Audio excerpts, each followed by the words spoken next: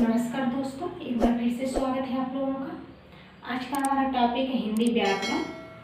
आज हम लोग जानते हैं हिंदी व्याकरण में क्रिया के बारे में कि क्रिया क्या होता है। क्रिया वह होता है जिन शब्दों में किसी कार्य का करना या होना पाया जाए उसे हम क्रिया कहते हैं। जैसे खाना, पढ़ना, लिखना, चलना, दौड़ना आदि। हिंदी में क्रिया के रूप लिंग, वचन और पुरुष के अनुसार बदलते हैं। आइए अब हम लोग जानते हैं कि क्रिया के कितने भेद होते हैं। अब हम क्रिया के भेद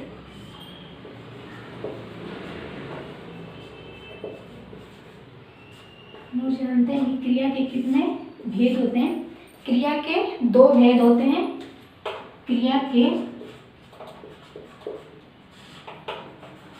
क्रिया के दो भेद होते हैं। क्रिया के दो भेद होते हैं। पहला है सकर्मक क्रिया, दूसरा है अकर्मक क्रिया। पहला है सकर्मक क्रिया,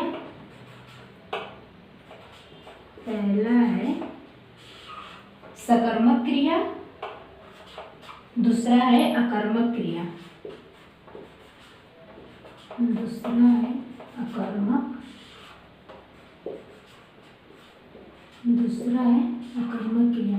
क्रिया के दो भेद होते हैं। पहला है सकर्मक क्रिया, दूसरा है अकर्मक क्रिया। आइए अब हम लोग जानते हैं इन क्रिया की परिभाषा और उदाहरण। पहले हम लोग जानते हैं सकर्मक क्रिया की परिभाषा क्या होती है। सकर्मक क्रिया की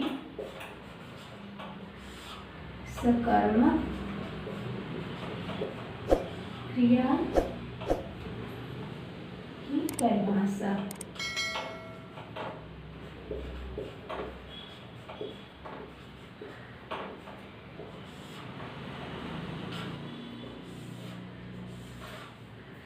अब हम लोग जानते हैं कि सकर्मक क्रिया की परिभाषा क्या होती है। जिन क्रियाओं के कार्य का फल कर्ता को छोड़कर कर्म पर पड़ता है उन्हें हम सकर्मक क्रिया कहते हैं।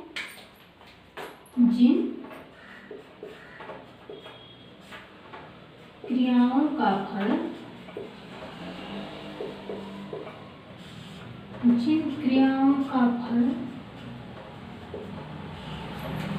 कर्ता को छोड़कर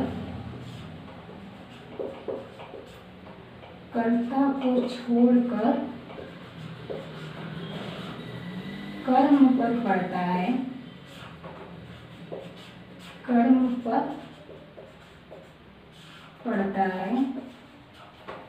उसे हम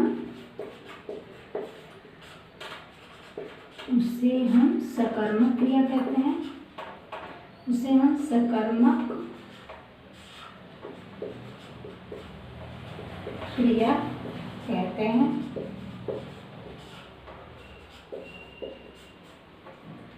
सकर्मक की परिभाषा थी जिन क्रियाओं का फल कर्ता को छोड़कर कर्म पर पड़ता है उसे हम सकर्मक क्रिया कहते हैं। इसके उदाहरण है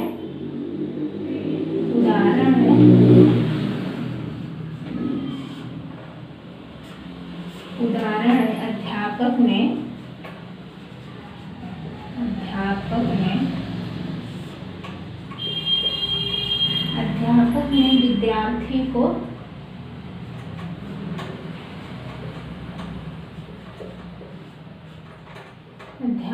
विद्यार्थी को पीटा।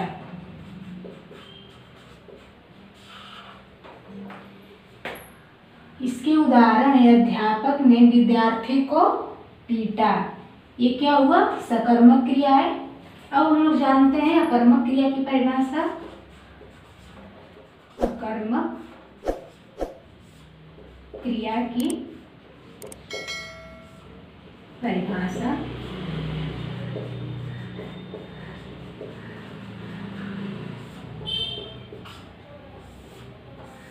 आइए हम लोग देखते हैं कि अकर्मक क्रिया की परिभाषा क्या होती है। अकर्मक क्रिया की परिभाषा वो होती है कि जिन क्रियाओं का फल कर्म को छोड़कर कर्ता पे पड़ता है उसे हम अकर्मक क्रिया कहते हैं। जैसे जिन क्रियाओं का फल, जिन क्रियाओं का फल कर्म को छोड़कर, कर्म को छोड़कर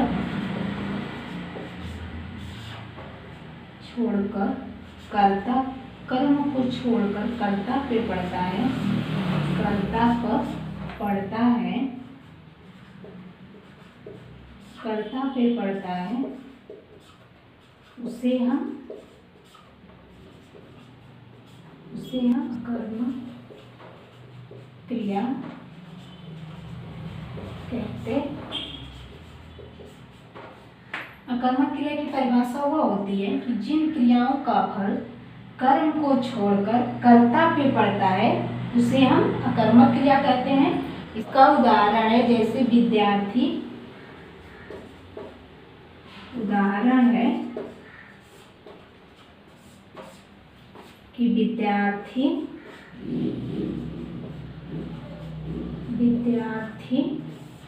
पढ़ता है।